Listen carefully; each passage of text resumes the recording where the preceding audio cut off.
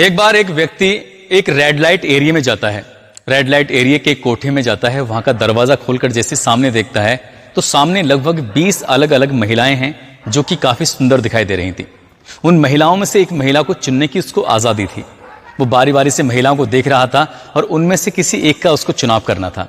जैसे ही एक महिला पर उसकी नजर पहुंचती है तो उस महिला की आंखें झुक जाती हैं। उस महिला की झुकी हुई नजरों को देखने के बाद वो सोचने पर मजबूर हो जाता है। ऐसा लग रहा था कि ये चेहरा तो कोई जाना पहचाना चेहरा है, क्योंकि उसके पहनावे, उसके कपड़े अब से पहले शायद उसने इस तरह से कभी उसे देखा नहीं था। वो उसी महिला का चयन करता है और उसे कमरे के अंदर लेके जाता है। जब उससे बातचीत करता है तो पता चलता है कि वो महिला कोई और नहीं बल्कि उसी की धर्म पत्नी है, उसी की बीवी है। अपनी ही बीवी को उस रेड लाइट एरिया के कोठे में देखने के बाद वाकई उसके पैरों तले जमीन खिसक जाती है। वो सोचने पर मजबूर हो जाता है आखिरकार करे तो क्या करे, ये कहां से कैसे यहां पर पहुंची। बहुत सारे सवाल थे, उन सवालों के जवाब वो जानने की कोशिश में था। और जब सवालों के जवाब जानता है तो वो एक ऐसा कदम उठाता है जिस कदम को सुनने के बाद शायद आप भी उसको सैल्यूट करने पर मजबूर हो जाएंगे। क्योंकि किसी भी महिला से चाहे छोटी से छोटी गलती हो, जाने में हो या अनजाने में हो जाए तो उसकी गलती माफ नहीं होती है, बल्कि पुरुषों की गलती को कई बार नजरअंदाज कर दिया जाता है। मगर इस पुरुष ने उस महिला की तमाम गलतियों को नजरअंदाज करते हुए जो कदम उठाया है वाकई सैल्यूट वाला कदम उठाया है। आदाब, नमस्कार, सत श्री अकाल। मैं उस्मान सैफी। आज की जो सच्ची घटना मैं आपको सुनाने जा रहा हूं, ये सच्ची घटना है कर्नाटक प्रदेश की राजधानी बेंगलुरु की। दरअसल एक व्यक्ति जिसका नाम साहिल है, जो कि बेंगलुरु शहर का रहने वाला है, एक मल्टीनेशनल कंपनी में काम करता था। मल्टीनेशनल कंपनी में काम करता था। उसकी कंपनी ने उसको एक असाइनमेंट के लिए बुलाया था मुंबई में बुलाया गया था कि आपको यहाँ पर आना है कुछ समय के लिए। अभी 2 या 3 महीने ही हुए थे उसकी शादी को। अपनी पत्नी को छोड़कर वो जाना नहीं चाहता था, लेकिन मल्टीनेशनल कंपनी का, जिस कंपनी में काम कर रहा था, उस कंपनी का मामला था, आखिरकार उसको जाना पड़ता है। जब वो वहाँ पहुँच जाता है, 1-2 हफ्ते काम करता है। 1-2 हफ्ते काम करने के बाद अपनी पत्नी से बातचीत करता है, कहता है कि क्या तुम मुंबई घूमना चाहोगी। जैसे ये बात अपनी पत्नी से कहता है तो उसकी पत्नी एकदम खुश हो जाती है, खिलखिला जाती है। कहती है कि मेरा तो सपना था बचपन का, बचपन से ही मैं चाहती कि मुंबई जाऊं, वहां जाके देखूं। आज तक तो मैंने सिर्फ मुंबई को टेलीविजन पे या फिर फिल्मों में देखा है, साक्षात देखने को मिलेगा तो कितनी अच्छी बात है। जब अपने पति से इस तरह की बातें करती है तो उसका पति कहता है परेशान होने की जरूरत नहीं है, 7 अक्टूबर 2011 का तुम्हारा रिजर्वेशन करा दिया गया है।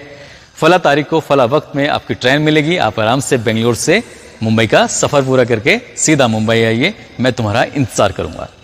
वो दिन भी आता है और जब दिन आता है वो घर से कुछ तैयारी के साथ सीधा बेंगलोर के रेलवे स्टेशन पे जाती है और अपनी निर्धारित ट्रेन, अपनी निर्धारित बोगी, अपनी निर्धारित बर्थ पर जाकर बैठ जाती है। और सबसे पहले फोन करती है अपने सास और ससुर को। कहती है कि मम्मी पापा मैं ट्रेन में बैठ गई हूँ और लगभग 1000 किलोमीटर का ये सफर है, 16-17 घंटे में पूरा हो जाएगा और मैं साहिल के पास पहुंच जाऊंगी। पहला फोन हो चुका था, दूसरा फोन वो अपने पति को करती है। अपने पति से कहती है कि जी मैं ट्रेन के अंदर बैठ गई हूं और मैं जल्दी से आपके पास पहुंच जाऊंगी, आप परेशान मत होना। तो साहिल कहता है कि परेशान मुझे नहीं, परेशान तुम मत होना, बिल्कुल घबराने की जरूरत नहीं है, किसी से ज्यादा बातचीत मत करना, अपने सफर पर ध्यान देना और कोई ऐसी वैसी चीज मत देना, किसी के खाने वाने की चीज हो। इस तरह की समझाने की कोशिश भी करता है। अब ट्रेन ये मुंबई के सफर के लिए चल पड़ती है। जैसे ही मुंबई के सफर के लिए ट्रेन चल पड़ती है तो जिस बोगी में, जिस बर्थ पर वो बैठी हुई है, सामने वाली बर्थ पर 2 व्यक्ति बैठे हुए हैं, एकदम अनजान व्यक्ति, एक दूसरे से बातचीत भी नहीं कर रहे हैं।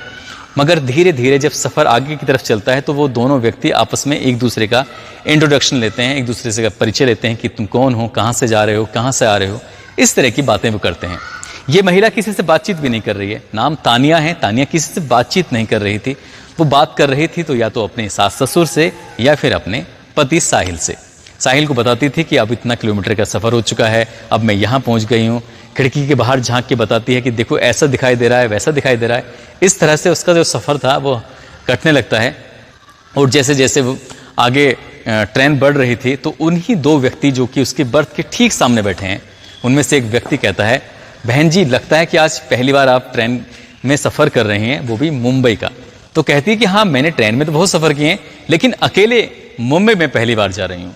जब दोनों इस बात को कहते हैं तो कहते हैं बहन जी आपको परेशान होने की बिल्कुल जरूरत नहीं है, हम भी मुंबई जा रहे हैं, किसी भी तरह की कोई दिक्कत, कोई परेशानी हो तो आप हमसे शेयर कर सकती हैं। ऐसे ही बातचीत चल रही थी। कुछ खाने पीने की चीजें थी उनके पास, वो खा रहे थे। उनका बहन जी आप भी खाएंगी, तो वो मना कर देती है।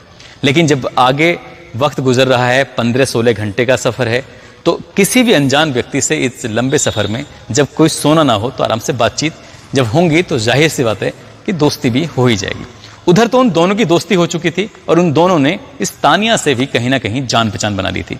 तानिया जब अपना कुछ खाने पीने का सामान था तो खाते पीते उन लोगों की नज़र उस तानिया के सामान पर पड़ती है, तो आखिरकार तानिया की मजबूरी बन जाती है उस सामान को दिखाते हुए कि भाई साहब आप भी इसमें से सामान लेंगे। जब वो बात उन दोनों व्यक्ति से कहती है तो वो व्यक्ति भी उसके सामान लेकर खाने लगते हैं। कुछ देर के बाद कुछ सामान वो भी लेते हैं तो वो भी तानिया की तरफ हाथ बढ़ा देते हैं कि बहन जी आप भी कुछ सामान खाओगी।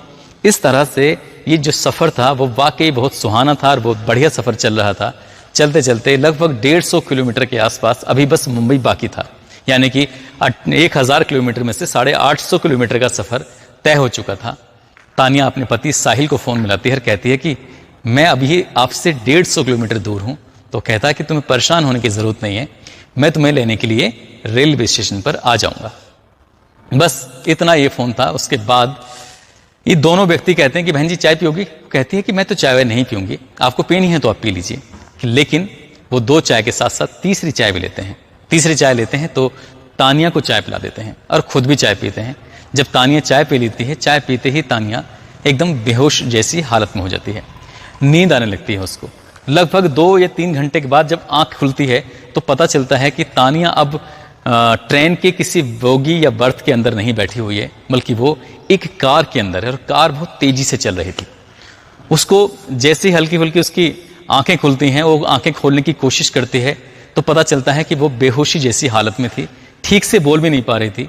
लेकिन उसको वही दोनों व्यक्ति कार के अंदर दिखाई देते हैं और एक व्यक्ति और था जो कार चला रहा था। ये एक नया व्यक्ति है जिसको देखने के बाद साफ अंदाजा लगाया जा सकता था क्योंकि उसके साथ कोई ना कोई अनहोनी घटना हो चुकी है। उनसे कहती है कि मैं कहाँ हूँ, तुम मुझे कहाँ लेके जा रहे हो। इससे पहले कि वो कुछ बातचीत करती तो उसको जोर का एक थप्पड़ पड़ता है और कहा जाता है कि आवाज़ निकाली तो और पिटाई होगी, इसलिए चुपचाप पड़े रहो। क्योंकि उससे चाय में कुछ नशीला पदार्थ दिया गया था। उसको पीने के बाद चाय को पीने के बाद उसकी हालत ऐसी नहीं थी कि वो विरोध करने जैसी कंडीशन हो। लगातार गाड़ी चल रही है और गाड़ी चलते चलते पहुंच जाती है एक ऐसे इलाके में जहां पर जब उसे कार से उस जगह पर लेके जा रहे थे तो उसकी हालत चलने लायक नहीं थी, लेकिन उन दोनों ने ऐसे पकड़ा हुआ था जैसे कि वाकई वो उस महिला बीमारी जैसी हालत में हो। ठीक ट्रेन से भी शायद उन्होंने उसको वैसे ही निकाला होगा। ट्रेन जब किसी भी स्टेशन से वो कार तक लेके आए होंगे तो वहाँ भी उन्होंने इसी अंदाज से निकाला होगा जैसे घर की परिवार की कोई परिचित महिला हो। अब ये सीधा पहुंच जाते हैं किसी मुंबई के रेड लाइट एरिया के एक कोठे पर और वहाँ पर 2 महिलाएं बैठी हुई थी, उनसे बार्गेनिंग चल रही थी, बातचीत चल रही थी उसको बेचने की। आखिरकार सौदा तैयार हो जाता है, पक जाता है और कम से कम उसकी कीमत लगती है 45,000 रुपये।